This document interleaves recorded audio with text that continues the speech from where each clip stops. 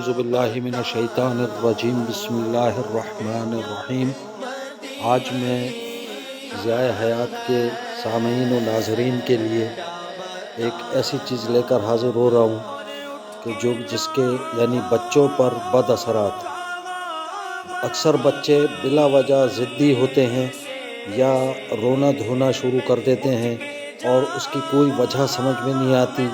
اور بغیر کسی بیماری یا کوئی اور تکلیف نہ ہونے کے باوجود بھی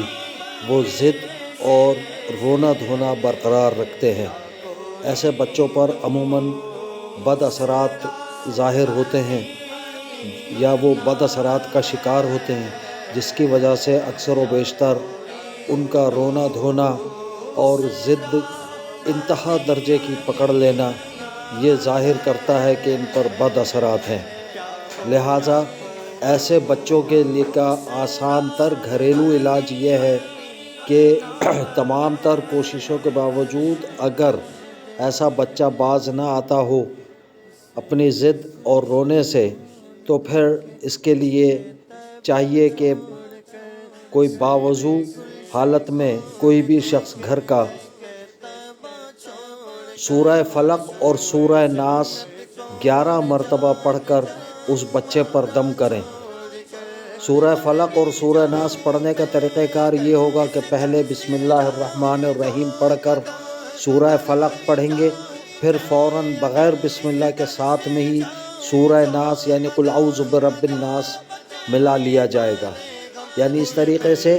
کہ قل اعوذ برب الفلق من شر ما خلق ومن شر غاسق اذا وقب ومن شر النفاثات في العقد ومن شر حاسد اذا حسد قل اعوذ برب الناس مالک الناس الہ الناس من شر الوسواس الخناس۔ یہ 1 مرتبہ ہوا۔ اس طریقے سے 11 مرتبہ چاہیے کہ پڑھا جائے، اور پڑھنے کے بعد کسی اس بچے پر بھی دم کریں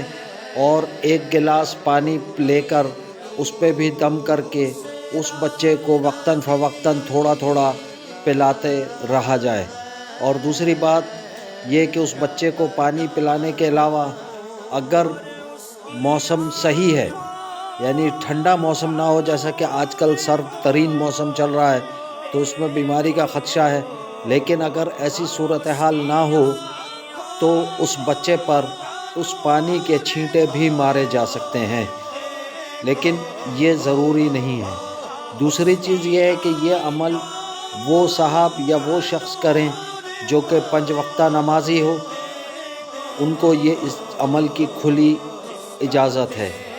اس کے علاوہ اگر نہ ہو تو ایسی صورت میں ایک یہ نقش میں دے رہا ہوں، اس نقش کو